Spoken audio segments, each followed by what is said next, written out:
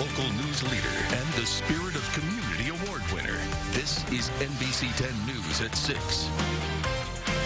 Right now at 6, coronavirus spreading, creating concern across the country. Why the greatest impact could be on your wallet.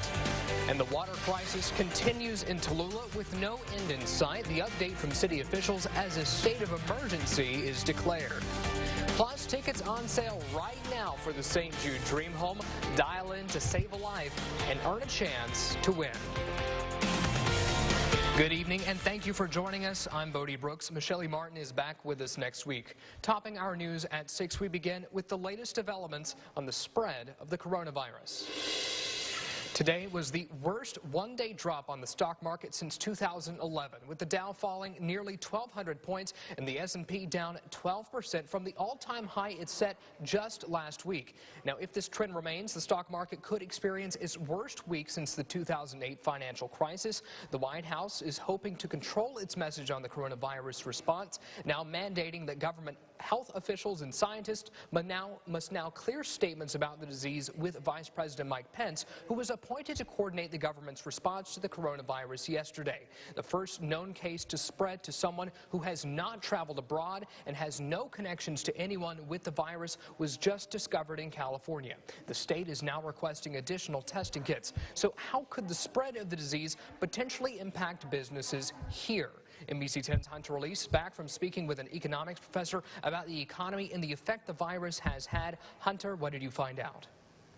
Bodie, Paul Nelson, who's a professor at the University of Louisiana at Monroe, says there hasn't been a drastic decline in the business economy, but over time, delays will be seen if businesses can't get certain products to consumers. When the first signs of coronavirus made headlines, tourism and airline companies were among the first to be economically affected. A few months later, businesses who got items from China are slowly starting to see the impact. Economics professor Paul Nelson says it shouldn't affect a large number of businesses. I don't think you're going to see a widespread impact because it's going to affect certain companies and certain products.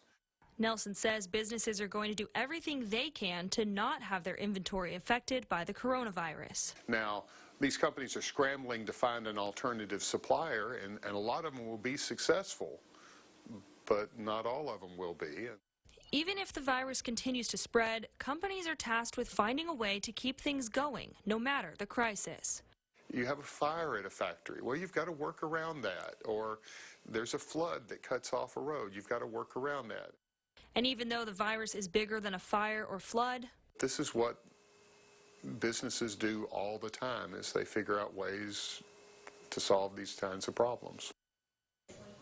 Nelson says it'll be interesting to see if the economy changes drastically for businesses as the virus spreads, but right now businesses seem to be able to work around any problems with getting goods from China for their business. In the studio, Hunter Elise, NBC 10, your local news leader.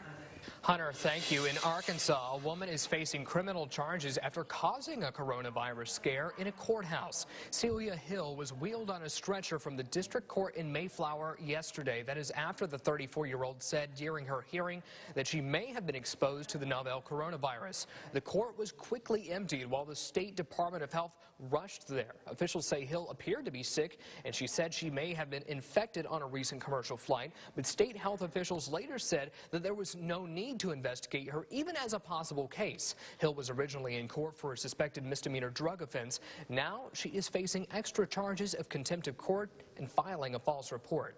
The Arkansas Department of Health saying that there have been no reported cases so far. They are currently investigating one person in the state with possible symptoms. A spokesperson said local health units have been receiving training to assist with testing of patients. They are treating the coronavirus similar to how they would treat the flu. We are reviewing those plans and adapting them to prepare for the possible circulation of the virus that causes COVID-19 in Arkansas.